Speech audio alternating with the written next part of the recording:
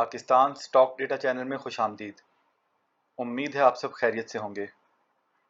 आज की मार्केट का जायज़ा लेते हैं, लेकिन आज कोई ख़ास वॉल्यूम फिर उतना नहीं लगा और नीचे से थोड़ा ऊपर गया और फिर क्लोज़ नीचे हुआ। तकरीबन 300 पॉइंट्स का ये गैप था पूरा। लेकिन वही बात है कि आजकल वही ठंडी पड़ी है मार्केट, कोई ख़ास उसमें चक्कर नहीं चल रहा। लेकिन ये है कि आज रिज़ल्ट्स काफ़ी आए तो उनको देख लेते हैं। अच्छा, सबसे पहले टीपीएल प्रॉपर्टीज़ का रिज़ल्ट आया तो इसका हमने इनसे थोड़ी सी उम्मीद लगाई हुई थी कि ये जो है बोनस, क्योंकि हिस्ट्री में ऐसे करते हैं, दे सकते हैं, लेकिन इन्होंने बोनस नहीं दिया। अगर इसका देखें तो पिछले साल से तो थोड़ा कम हुआ है, लेकिन इतना ज़्यादा फ़र्क नहीं पड़ा। और ये बेसिकली इनकी कॉस्ट, इनकी जो ईपीएस आती है वो इनकी प्रॉपर्टीज़ की वैल्यूएशन बढ़ने से ही आती है, तो उस हिसाब से हो सकता है इसको ऐसे ही जारी रखें। लेकिन इसमें एक चीज़ अच्छी रही कि इसमें हमें लग रहा था कि अगर इन्होंने पे आउट कुछ नहीं दिया तो इसमें एकदम आज शायद प्रेशर आए और फिर वहाँ से बाय बैक आए, लेकिन वो प्रेशर कोई ख़ास आया नहीं। तो फिर हमने ये किया था, हमने कुछ तो शेयर, आपको पता है कि वो बाय बैक के पॉइंट ऑफ व्यू से ख़रीदे हुए हैं जिनका दौरानिया 5 महीने है, 6 महीने है, लेकिन 5 महीने और उसमें अभी लगेंगे। और जो रिज़ल्ट के हिसाब से हमने ख़रीदे थे वो हमने तकरीबन इसी रेट के आसपास ख़रीदे थे, 12.50, 12.60, 70 के आसपास ख़रीदे थे। लेकिन जब वो, और हमने आपको ये बताया था कि अगर इसमें कोई लोड लॉक वगैरह लगता है ऐसा, तो हम उसको संभाल के रखेंगे कि रेट उस हिसाब से काफ़ी लो है। लेकिन क्योंकि वो ये वहाँ पे कोई ज़्यादा सेलिंग नहीं आई, स्टेबल ही रहा, तो हमने वो वाले जो फालतू शेयर्स थे वो निकाल दिए, जो हमने जो शॉर्ट टर्म के लिए लिए थे। लेकिन जो हमने बायबैक के हिसाब से थोड़े बहुत लेके रखे हुए हैं वो हमने लिए हुए हैं। और अभी भी वही स्ट्रेटेजी है कि यहाँ से जब ये 20 पैसे नीचे जाता है हम 1000 खरीद लेते हैं, 20 पैसे ऊपर आते हैं 1000 बेच देते हैं। आज तो कोई खास सेलिंग उसके अलावा नहीं हुई, लेकिन हमने इसमें यही स्ट्रेटेजी रखी हुई है क्योंकि हमारे पास इस वक्त थोड़ा फालतू कैश है, तो हम इसमें खेल सकते हैं, आपकी मर्जी है। लेकिन हमने इसमें यही सोच के इन्वेस्ट किया हुआ है कि हमने इसको जो है 6 महीने का वो जो ड्यूरेशन है इनका बायबैक का पीरियड, तो उस हिसाब से हमने इसको लेके चलना है। क्योंकि हमें तो अगर पूरे पोर्टफोलियो पे अगर हमें साल में 20% भी रिटर्न मिल जाता है तो हमारे ख्याल में बहुत ज़बरदस्त है। और इसमें एक कैप लगा तो 10% वहीं पे आ जाएगा। कैप आज भी लग सकता है, कैप 2 महीने बाद भी लग सकता है, थोड़ा नीचे जाके लग सकता है, ऊपर जाके लग सकता है। तो इस ये हमारा अपना असेसमेंट है, आप अपना फैसला खुद कीजिए। अच्छा जी, टीपीएलपी के बाद साजगार का रिजल्ट आया और हमें हिस्ट्री को देख के इससे बोनस की उम्मीद थी, लेकिन इसने जो है ना 4 रुपये का डिविडेंड दिया और उसके बाद एकदम ये गिरा, लेकिन इसमें फिर उसके बाद बड़ी अच्छी बाइंग आई। अब असूली तौर पे तो एक 75-76 रुपये का शेयर है और उसने 4 रुपये का डिविडेंड दिया है, तो कोई इतना अच्छा डिविडेंड नहीं है ये कि उसमें तेज़ी होती। लेकिन इसका अगर आप रिजल्ट का जायज़ा लें तो सिर्फ ये ना देखें कि पिछले साल से बहुत बढ़ गया है, इसको हम देखते हैं ज़रा ना, दोबारा से एक दफ़ा देखते हैं।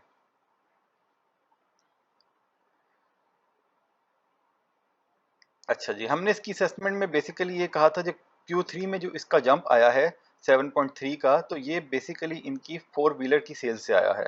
और उसके बाद भी हमने वो आपको बताया था कि उनकी सेल्स चल रही हैं।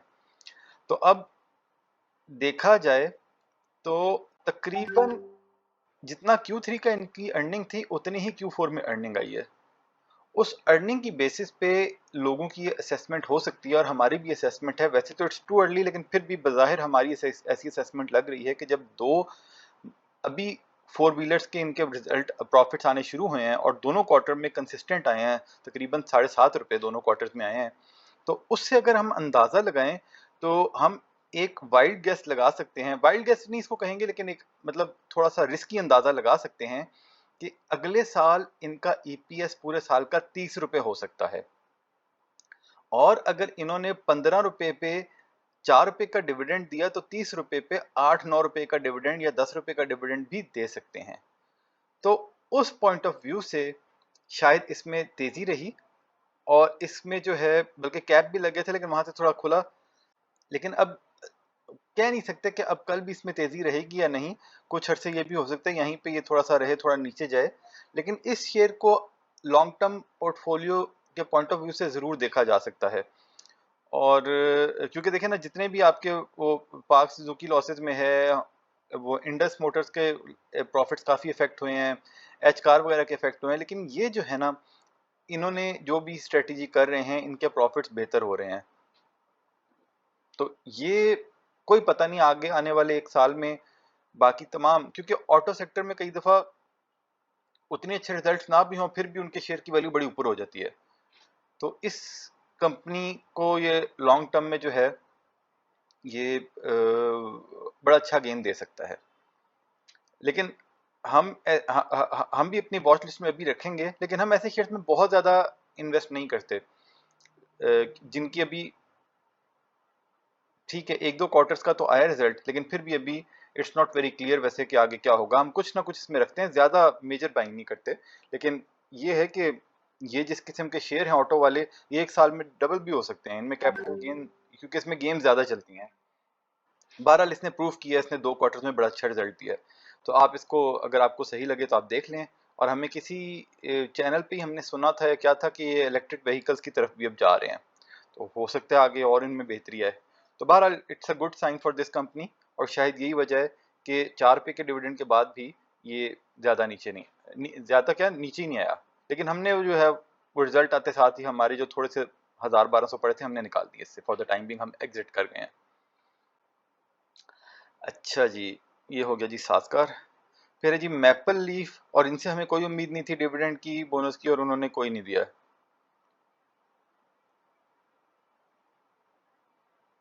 हाँ, ये अपनी टेक्सटाइल कंपनी केटीएमएल, इनकी वो ब्रादर कंपनी है, तो उसको पैसे दे रहे हैं।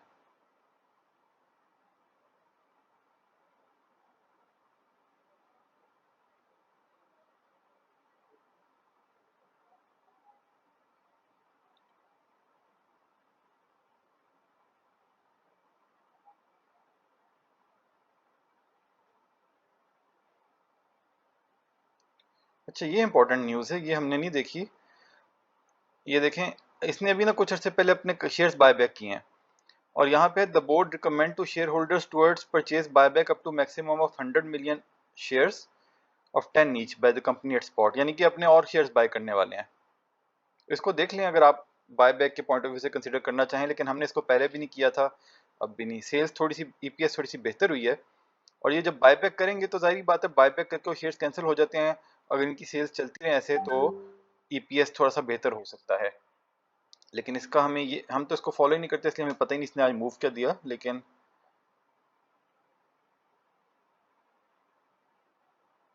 हाँ, नेगेटिव में रहा, क्योंकि वही बात है, लोगों एक्सपेक्ट करेंगे कि थोड़ा बहुत पे आउट आना चाहिए था, नहीं आया। लेकिन इस प्राइस पे, जब जब पहले इसने बायबैक किया था, तब भी इस प्राइस के इर्द गिर्द ही घूमता रहा था, और उसके बाद जो है फिर ऊपर तक गया, लेकिन अब नीचे आ गया है। तो बायबैक की वजह से हो सकता है इस प्राइस के इर्द गिर्द ही घूमता रहे, और फिर बाद में कोई मूव बने, वो आप देख लीजिएगा। हमारा अभी इसमें कोई इंटरेस्ट नहीं है इतना। उसके बाद है जी, अच्छा, एटलस बैटरी। अच्छा, ये जो कई दफ़ा होते हैं ना कि सिर्फ इनके मटेरियल इंफॉर्मेशन या जो फाइनेंशियल रिजल्ट्स हैं, उनके अलावा भी जो इनके नोटिस आते हैं, आप देख लिया करें। इसमें इनका एजीएम का नोटिस है, और एजीएम में उन्होंने एक ये जिक्र किया है, special business to consider and approve increase in authorise capital, यानी कि अपने ऑथराइज कैपिटल को ये 500 से 1500 तक लेके जा रहे हैं। ये हिस्ट्री में भी अक्सर बोनस देते आए हैं, तो ये ज़रूरी नहीं है कि एक ही साल में कोई 100 या 200% बोनस दे देंगे। अगले 3-4 सालों के लिए कई दफ़ा कंपनी ऐसी करती है। तो कहने का मकसद ये, इससे ये पता लगता है कि फ्यूचर में भी ये बोनस शेयर्स को देना जारी रखेंगे। अच्छा जी, ये क्या है जी, मेटको फूड्स, इन्होंने कितने का दिया, 50 पैसे का डिविडेंड दिया, और 1 रुपये का ऑलरेडी दे चुके हैं। पूरे साल का ईपीएस है 4.54, और 4.54 में से 1.5 रुपये इतना बुरा नहीं है। एमएफएल,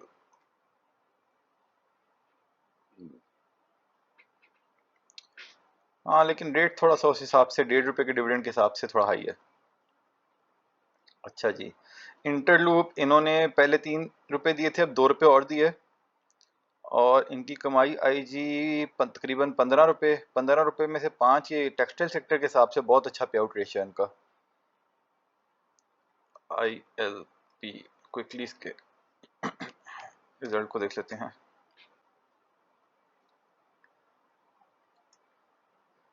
फाइनेंशियल्स तो पिछले साल के हिसाब से ही आए हैं इनके। इनका पिछले साल भी इन्होंने अच्छा दिया था। अच्छा, अभी 50% बोनस भी दिया है। अच्छा, ये कब दिया है? चलें, दिया होगा जी, लेकिन इन्होंने इसमें इसमें जिक्र नहीं किया। बोनस तो नहीं दिया था इन्होंने, कि दिया था?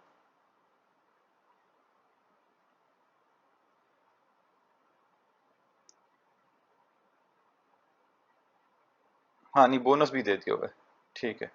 अच्छा, बोनस शेयर्स देने की वजह से ये है कि इनका जो अभी ईपीएस है ये थोड़ा सा कम हो जाएगा अगले साल, अगर इसी तरह का प्रॉफिट रहे तो। बहरहाल फिर भी नॉट बैड। आप देख लें, अगर इसको अपने पोर्टफोलियो में रखना है। कई लोग इसको बहुत पसंद करते हैं, लेकिन ये ऊपर से काफ़ी नीचे आ चुका हुआ है। तो देख लीजिएगा, अगर आपको ये सही लगता है तो रख लें। इस टाइम पे हमने टेक्सटाइल सेक्टर के किसी शेयर में इन्वेस्ट नहीं किया हुआ। ये क्या है जी? ईमान मैनेजमेंट, ये कौन सा था? अच्छा, हाँ, ये एक आया ओरिएंटल मुदारबा। वैसे तो हम मुदारबास को फॉलो नहीं करते, लेकिन इसका हमने देखा तो इसका देखें, ₹2.5 ईपीएस है, जिसमें से इन्होंने ₹1 के डिविडेंड दे दिया है। और ORM,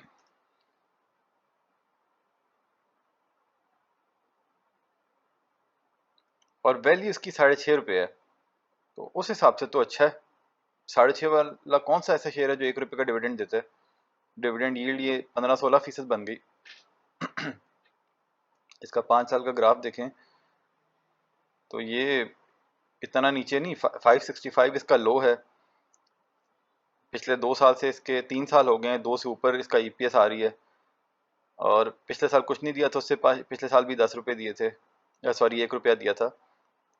तो उस हिसाब से अगर आप मुदारबाज में इन्वेस्ट करना चाहते हैं तो ये अच्छा लग रहा है। अच्छा जी, इसके बाद है जी वान ओबल। वान ओबल ने ₹10 का डिविडेंड दिया। इसकी ईपीएस क्या है? ईपीएस तो पिछले साल से बहुत अच्छी हुई है, लेकिन ₹50 कमा के ₹10 कोई मज़ा नहीं आया।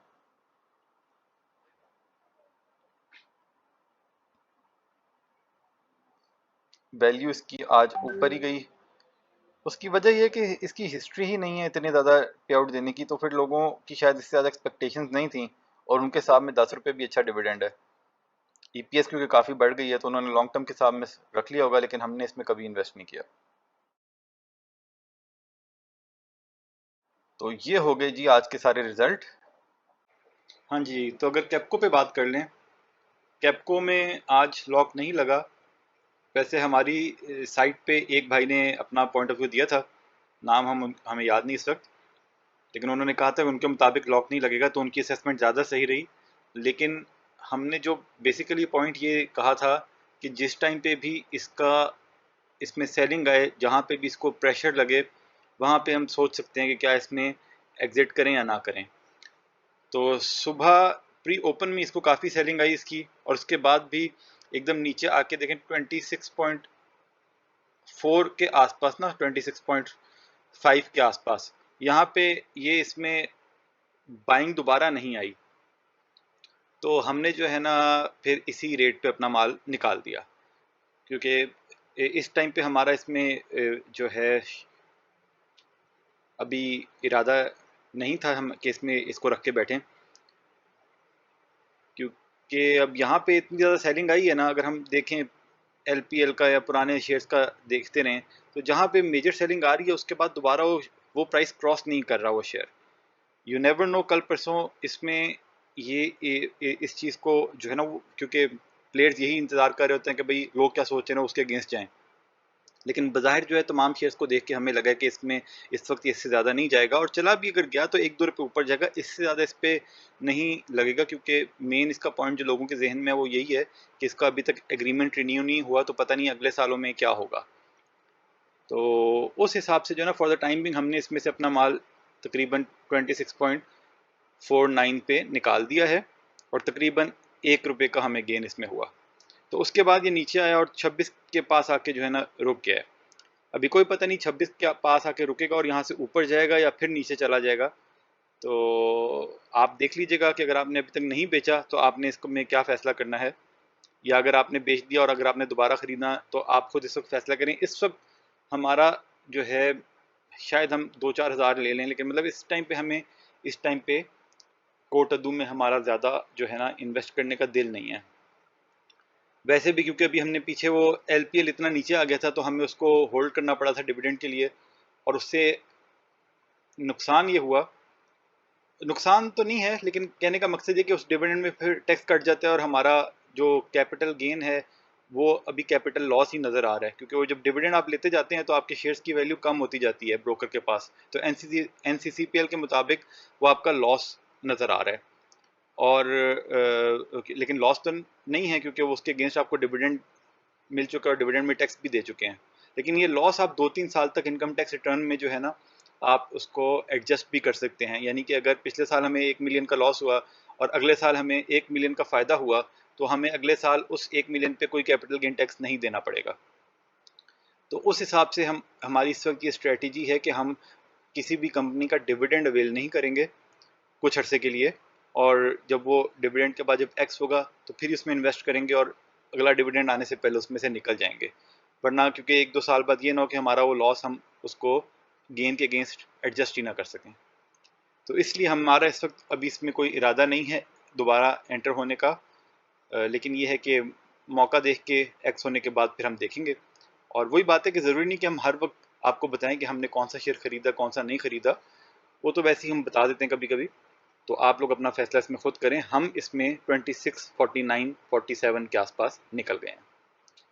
ठीक हो गया जी। न्यूज़ देख लेते हैं, कोई न्यूज़।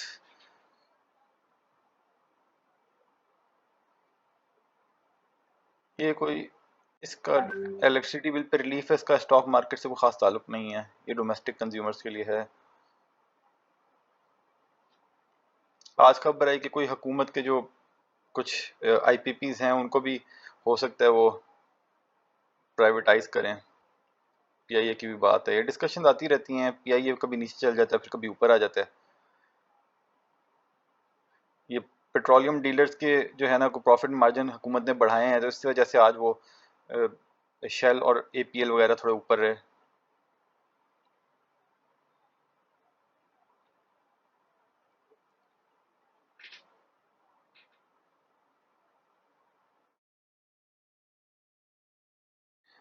उसके आर्मी चीफ की वो मुलाकात के बाद जो है डॉलर मार्केट में, ओपन मार्केट में थोड़ा नीचे ही आया है, तो उस वजह से भी थोड़ी स्टॉक मार्केट में रेंज बाउंड एक्टिविटी हो रही है, वो और नहीं गिरी।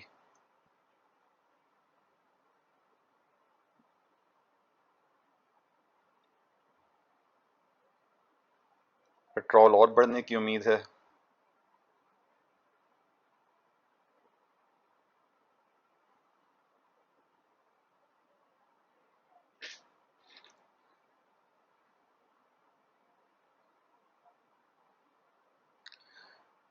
ठीक हो गया जी। तो आज तो हमने 2-3 कंपनीज देख लिए हैं, मेरा ख्याल है और कोई कंपनी देखने की ज़रूरत नहीं है। तो आज हम अगर टाइम मिला तो शुगर सेक्टर पे एक अपडेट वीडियो बनाएंगे, लेकिन उसको इसमें शामिल नहीं करते क्योंकि उसकी भी थोड़ी सी वर्किंग बाकी है, तो उसको अलग से ही डाल देंगे। पहले भी अलग डाला था तो उसको डेली वीडियो का पार्ट नहीं बनाते। तो ठीक है जी, ये था जी आज का डेटा, और ये सारा डेटा हमने PSX की साइट से लिया। आप खुद वहाँ से डेटा को वेरीफाई करें, फिर अपना फैसला करें। कोई बाय सेल कॉल नहीं है, शेयर्स खरीदने और बेचने का फैसला आपने खुद करना है, क्योंकि मुनाफे में मौज अपनी अपनी और नुकसान में दौड़ अपनी अपनी। शेयर, लाइक, सब्सक्राइब सब कुछ कर दें। खुश रहें, अल्लाह के हवाले।